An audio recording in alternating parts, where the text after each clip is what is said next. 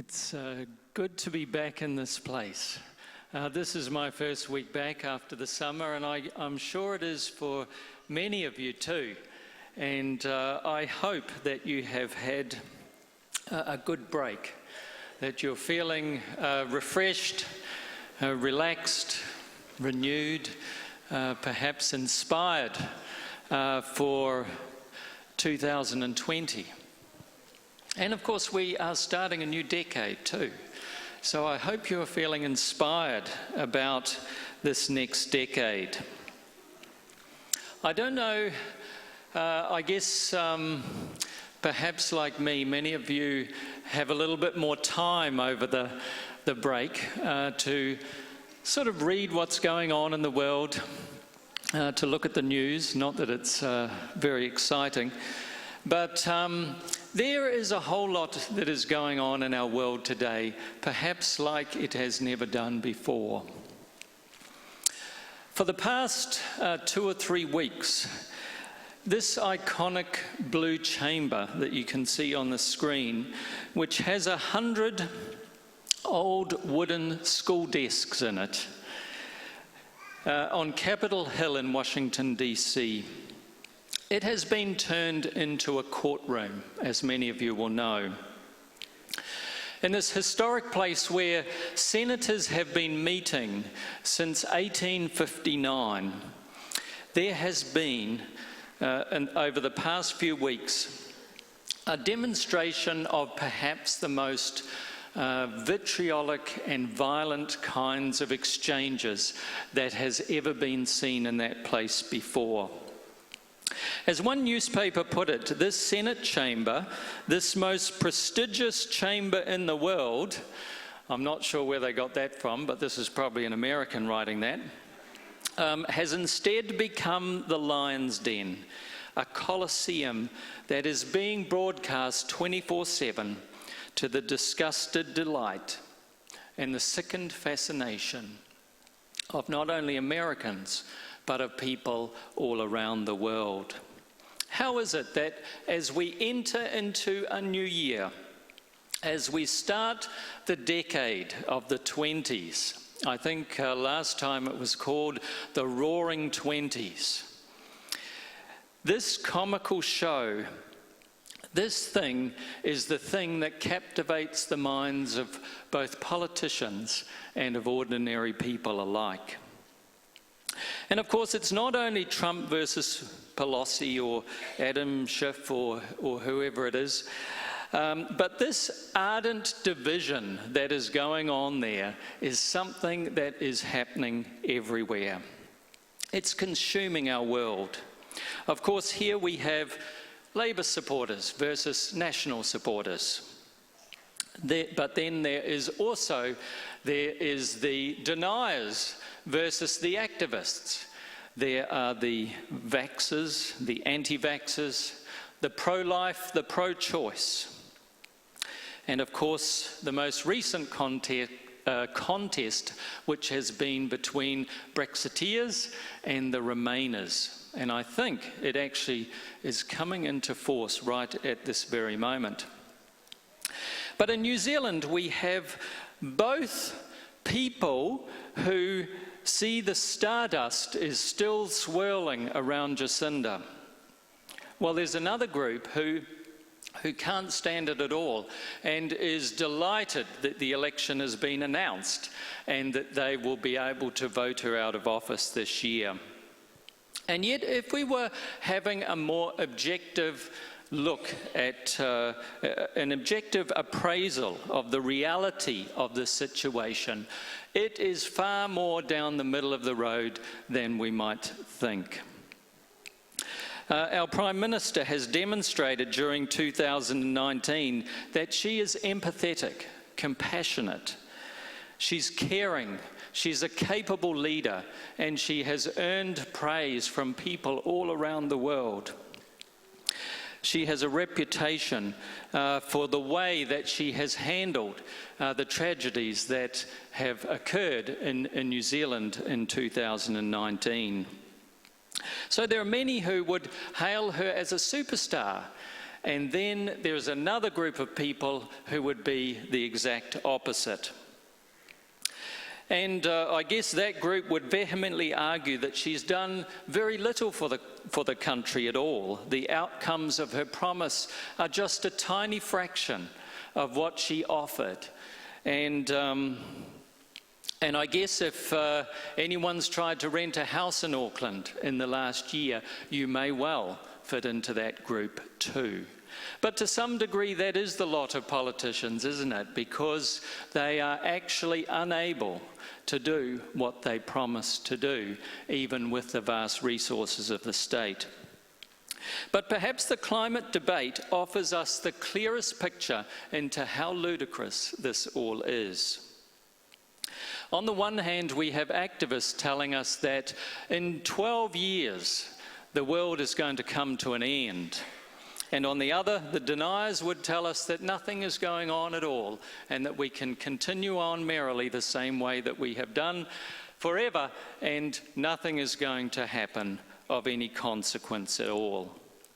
Well, it should be obvious to all of us that neither of these two views is likely to be at all correct, and that in these two vast extremes, there is an issue, there is a responsibility that we were all given right from the very beginning to look after this planet, to care for it, as it says in Genesis 1, to have dominion over this magnificent, this abundant world that we each get to live in and to enjoy. But many of us have become ardent supporters of one side or of the other side. We wear t-shirts, we wear caps, we love to cheer wildly, clap loudly when there is a win for our side. Sock it to them, show them that they're wrong. We are the winners is the approach of so many people. And it is something that is dividing us perhaps like never before into dualistic categories of left versus right, of liberals against conservatives, of good versus evil. The church is deep into the same divisions, and we love to categorize people unfairly most of the time, but it offers us a reason to avoid talking to another person. We view other people with contempt because of the views that they hold and that they might be different to our own. Humanity is lining up at the tree of the knowledge of good and evil and is scoffing down the fruit, like would have even made Adam and Eve blush. Their jaws perhaps hanging open in amazement and with a look of incredulity and disbelief that people could be so stupid. How do we, as followers of Jesus, how do we navigate this dualistic Colosseum? How can we live in this place without partaking from that tree?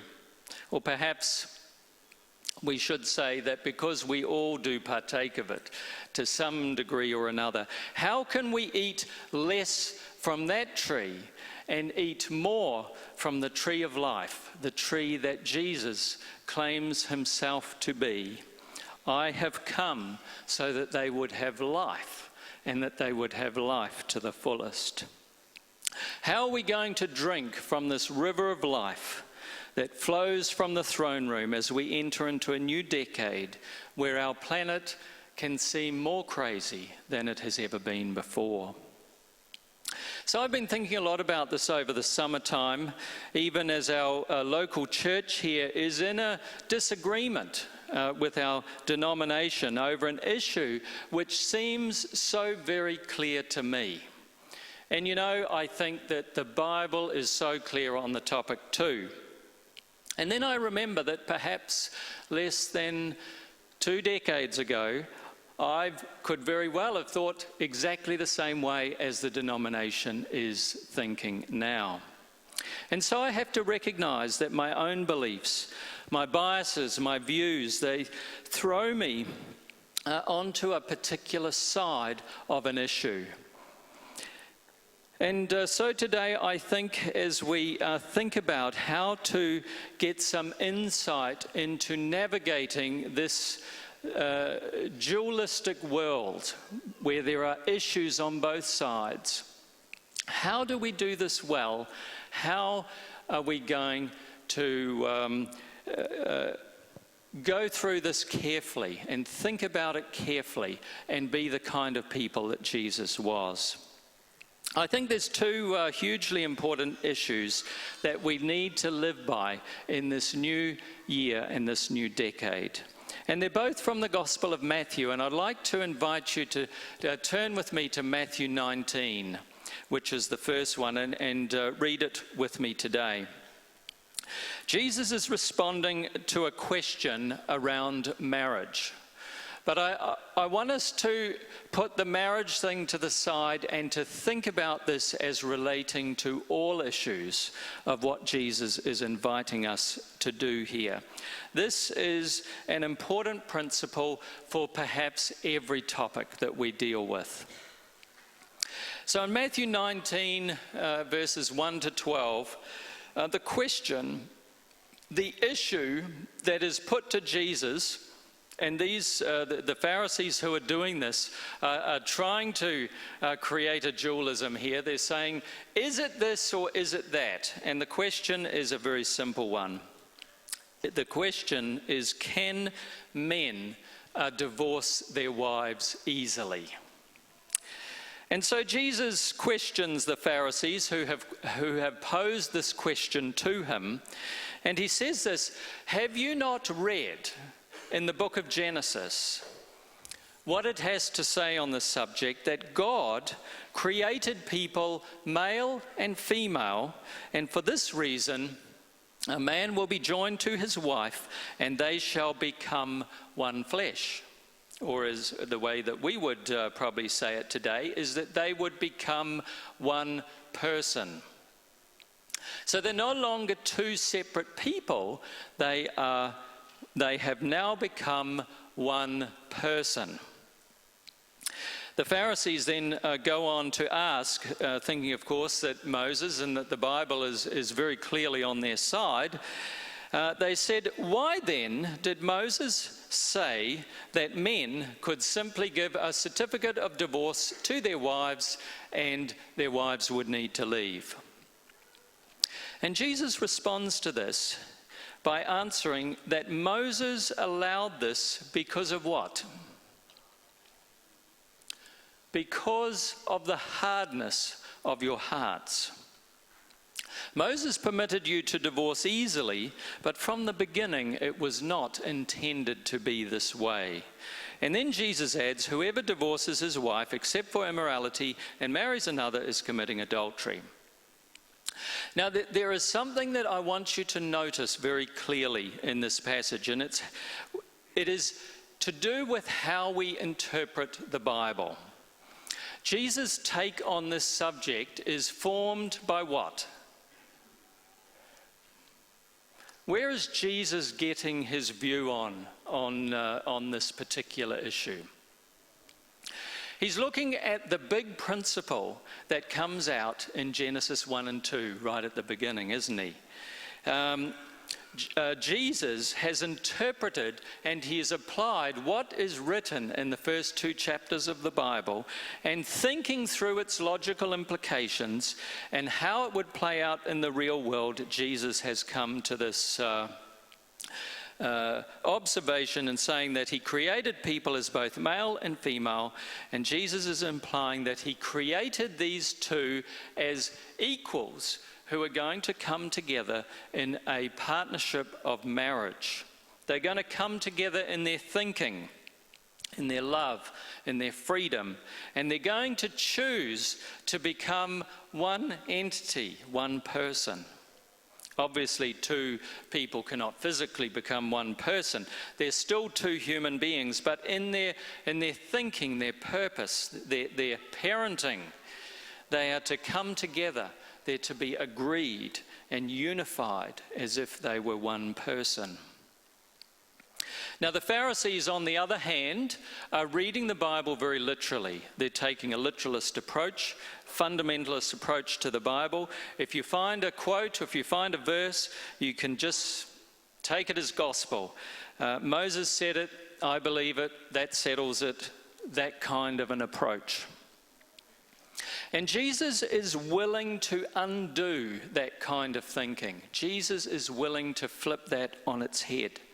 He says, Moses only allowed that because of the hardness of your hearts, because of the complete lack of love for other people, the unwillingness to treat each other respectfully and with dignity. And in so saying, Jesus is directly contradicting what Moses said that the passage that the Pharisees have quoted is actually not the words of God. It was a temporary situation that was allowed for by Moses in the hope that people would grow out of that kind of thinking, out of that understanding, and become more loving. Wow. You know, this has huge, big implications for how we read the Bible. And it blows apart a very rigid reading of the text. God gave it to us to think about, to wrestle with, to apply. Anyhow, that's not the big point which we're going to come to now. And I want you to read with me in verses 10 through to 12. So the disciples then said to Jesus, if the relationship of the man to the woman is going to be like this, then what?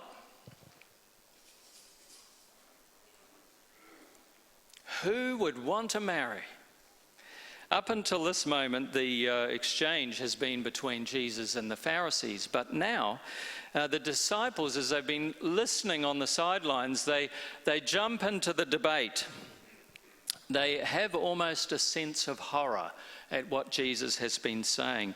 And let's translate their response like this. So, Jesus, if men cannot simply divorce their wives and tell them to go away, why on earth would anyone want to get married? If I can't just divorce my wife when I've had enough of her, if marriage is supposed to be permanent, why would anyone contemplate such a ridiculous idea? Can you see the disciples thinking on this? Can you understand the approach that they're coming from? They're seeing it from the perspective that the man is the boss, the head of the house, if you like. The wife is supposed to just do as what she's told, and if she doesn't do it the way that the man likes it, then obviously I just get rid of her and I start over. Now, of course, as William shared with us this morning, it's completely the other way around, isn't it? Now it is the wife saying, if my man won't do what I ask him to do, let me just get rid of him and I'll start again. The world has changed completely around, but it's exactly the same view. It's pretty tough being a man in a marriage these days. Very, very difficult.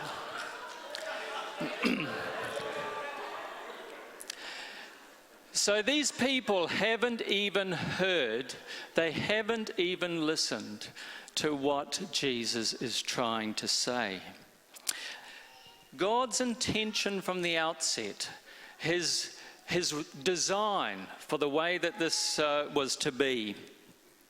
At creation, it was for the man and the woman to be two equals that came together in a partnership where both of them would have to be willing to make concessions, to compromise in order to become as one person and to have shared ideals and to achieve each other's objectives. Jesus is proposing a vastly different concept to what the disciples could even comprehend. A radically different idea than what they were accustomed to. And in conclusion, Jesus makes a very important appeal, which is what I really want you to hear and to understand today. Jesus goes on to say this. Now, let's look at it very carefully.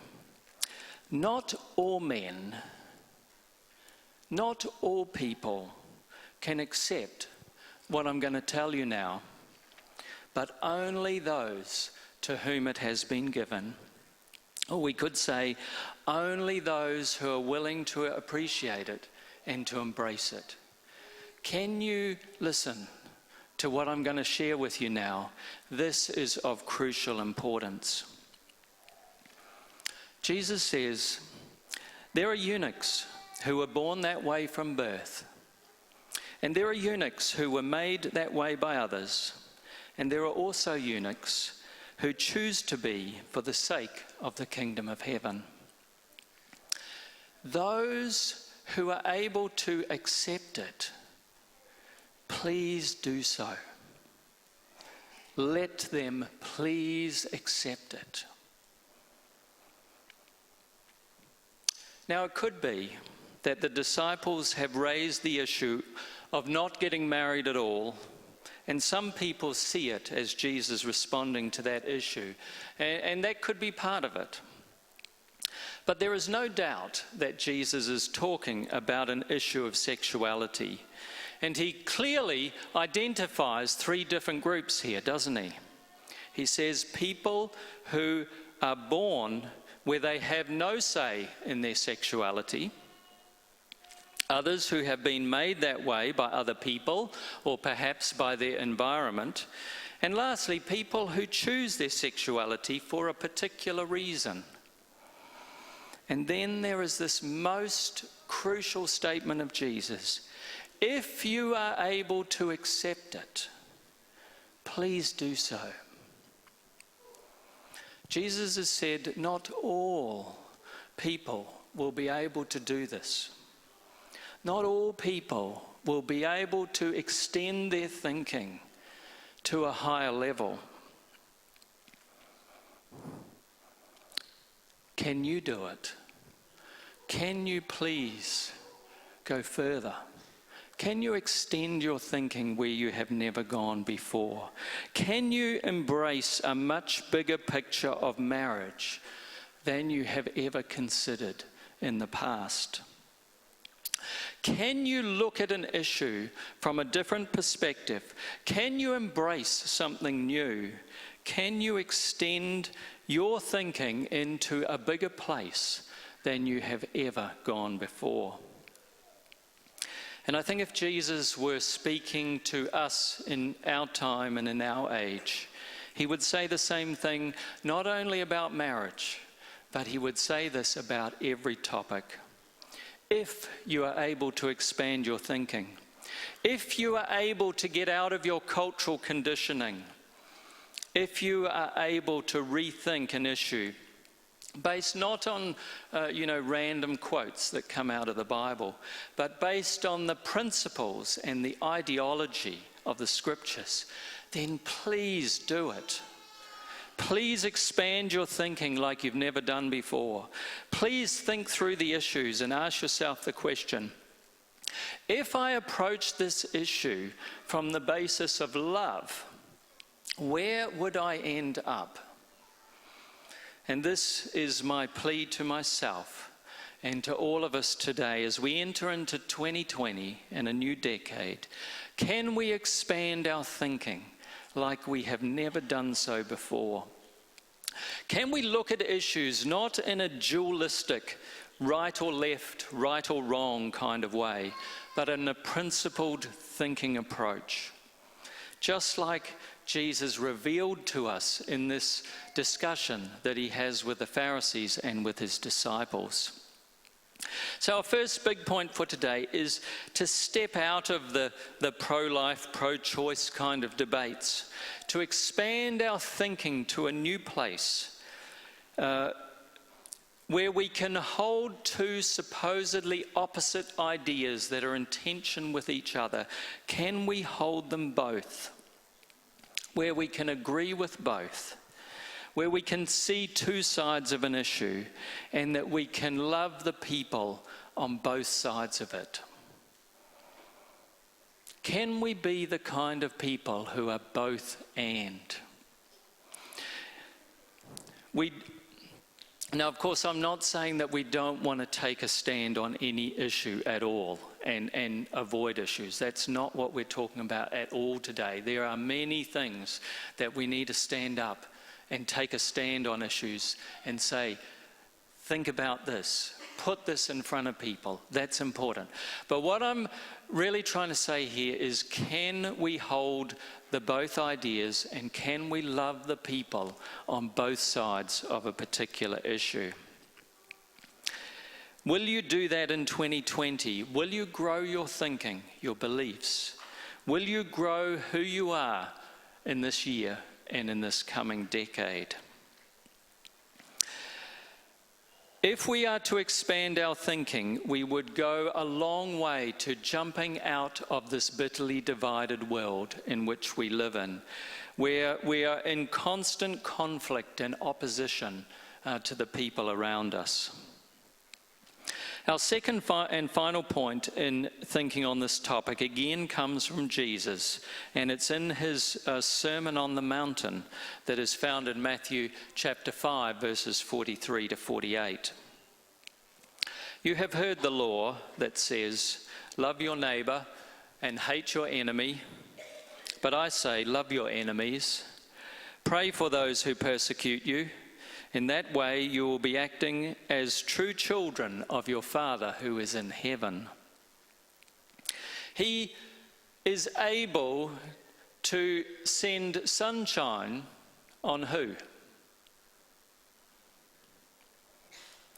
He is able to give sunlight to both the evil and to the good. He sends rain on the just and on the unjust alike. If you love only those who love you, what reward is there for that?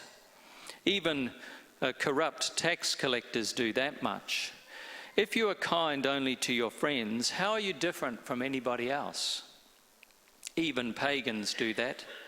But you are to be perfect, even as your Father in heaven is perfect. Here is the God who is completely non-dualistic. Here is the God who is willing to bless people to share the rain on both Labour and National supporters. Here is the God who blesses both climate deniers and activists, vaxxers and anti-vaxxers, progressives, liberals, conservatives, traditionalists, people with all kinds of outrageous beliefs, all religions, all parties, all the views of everybody, everywhere. God can love us.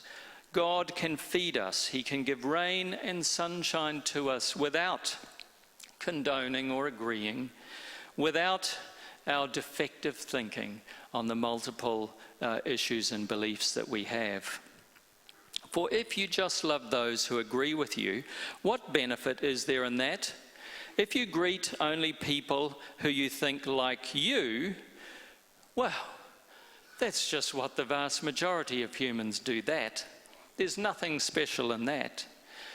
But if you can advance your thinking, if you can greet everybody, regardless of their politics, regardless of their religion, regardless of their wacky ideas, you can be a friend to everybody. Love your enemies. Pray for those who make life difficult for you. And we often tend to think of our enemies as being people who are, far, far away from us, the Russians or the Japanese. Jesus is not talking about war enemies. That's not even what the word means. The word means those who are either passively or actively hostile to you or odious to you. Think about the people you want to put a peg over your nose when you walk past them. People who are odious, people we don't like, people we would not associate with. This is what Jesus means by enemy. And Jesus is inviting us to love people who we don't like, who have different views, who have different beliefs to our own. Jesus is saying, I willingly embrace them all. Can you do that as well? Can you treat Republicans and Democrats and Greenies and NZ Firsties alike? Can you rise above and out of these debates and be friends to all people? That is what truly defines what salvation is. That is what the kingdom of heaven is able to embrace.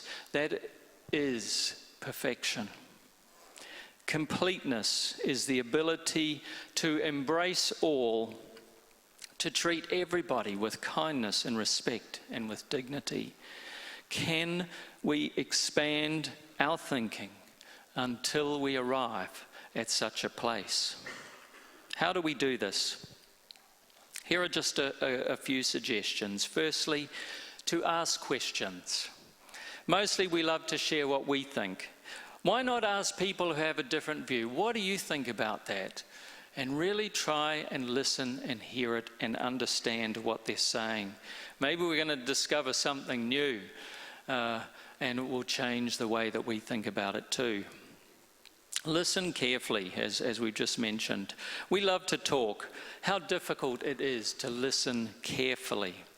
Practice summarizing what a person has just said to you. Practice putting it into your own words and being able to say what they have shared with you. Explore opposites. Our natural tendency is to read and listen to only what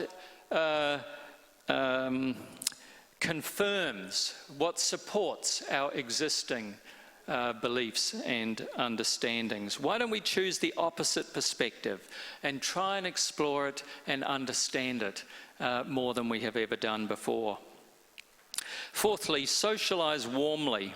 Why do we avoid people who have the opposite view?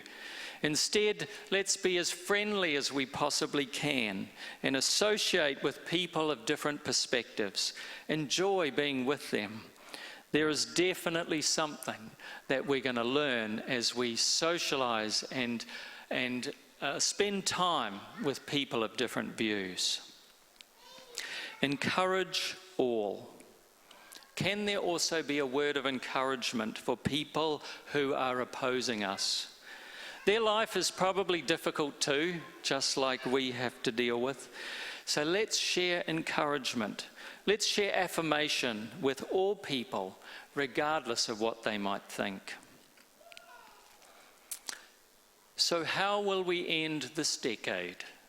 And what kind of people will we be like when we come to the end of 2029? Let's pray. Lord, I pray that we could stop eating at this tree of the knowledge of good and evil.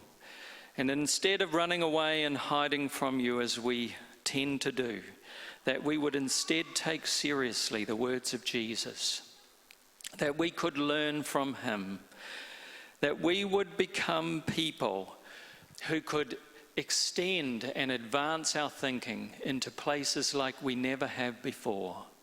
Not all people are able to do this, Jesus said, but if you can, please do it. And Lord, I pray that we would be people who would choose to do that as we enter into this year and into this decade. Can we be people to listen carefully, to embrace all people? And in doing so, we will experience what salvation really is.